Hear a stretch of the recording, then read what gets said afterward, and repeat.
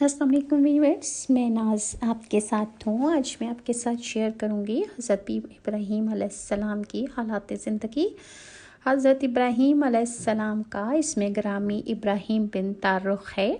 آپ اتنے مہمان نواز تھے کہ ابو ضیفان یعنی مہمان نوازی کرنے والے کی کنیت سے مشہور ہو گئے۔ اللہ تعالیٰ نے آپ کو یہ شرف بھی عطا فرمایا کہ آپ کے بعد آنے والے تمام انبیاء کرام آپ کی اولاد سے ہیں، اسی لیے آپ کی ایک اور کنیت ابو الانبیاء یعنی انبیاء کے والد بھی ہیں۔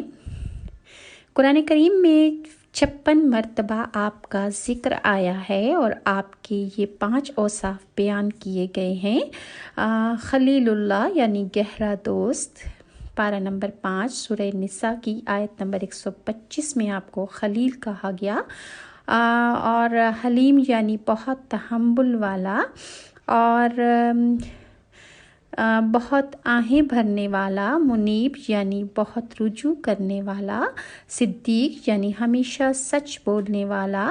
پارہ نمبر 16 سورہ مریم میں آپ کو صدیق کہا گیا۔ آپ کی ولادت سرزمین احواز کے مقام سوس میں ہوئی، پھر آپ کے والد آپ کو باب الملک کے نمرود میں لے آئے۔ اللہ پاک نے آپ کو حکمت اور دانائی سے سرفراز فرمایا اور آپ کو زمین و آسمان کی تمام اشیاء کا مشاہدہ بھی کرایا۔ چنانچہ قرآن کریم کے پارہ نمبر 7 سورہ الانعام کی آیت نمبر 75 میں اللہ تعالیٰ کا ارشاد ہے، اور اسی طرح ہم ابراہیم کو آسمانوں اور زمین کی عظیم سلطنت دکھاتے ہیں، اور اسی لیے کہ وہ عین الیقین والوں میں سے ہو جائے۔ مورخین کا بیان ہے کہ نمرود بن کنعان بڑا جابر بادشاہ تھا، سب سے پہلے اسی نے تاج سر پہ رکھا۔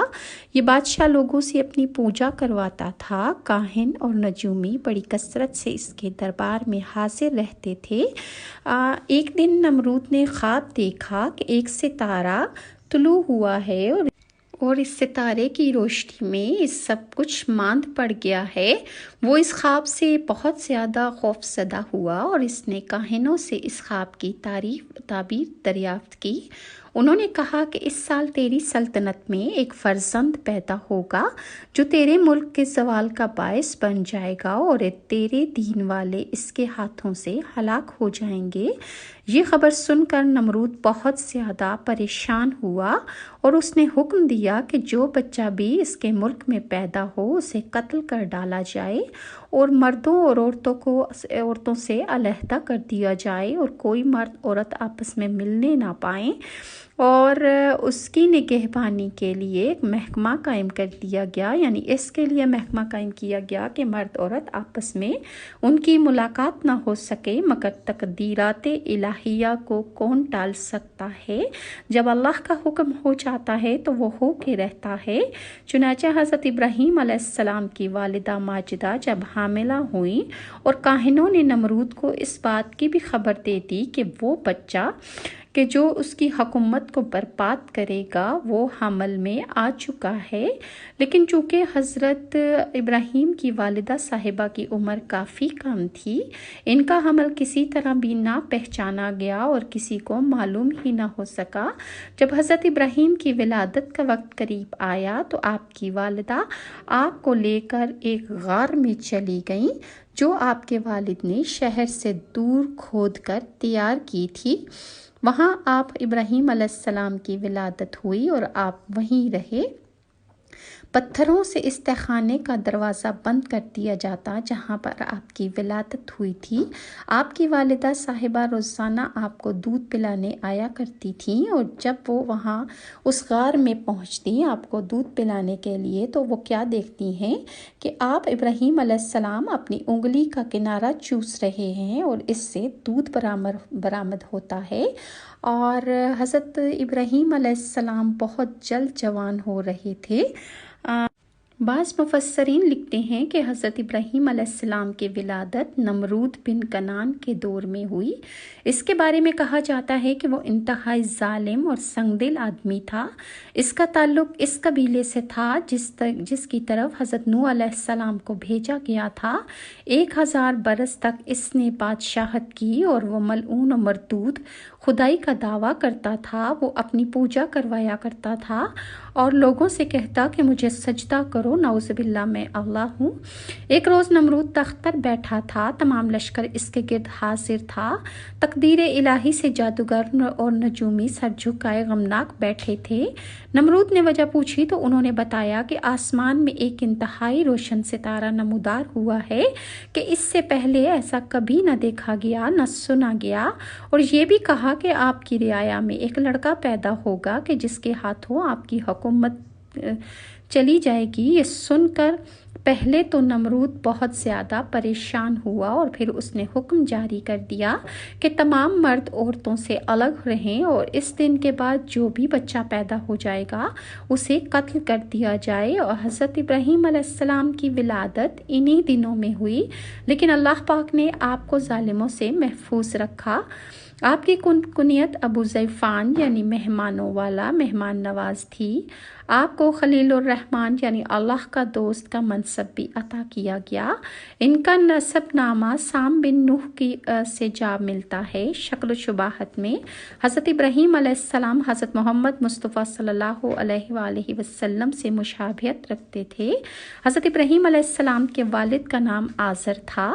ان کی عمر 75 برس تھی۔ حضرت ابراہیم علیہ السلام جب پیدا ہوئے، ابراہیم کے علاوہ ہاران اور ناہور بھی آزر کے بیٹے تھے، اور حضرت لوط علیہ السلام ہاران کے بیٹے تھے، یعنی حضرت ابراہیم علیہ السلام کے بھائی کے بیٹے تھے۔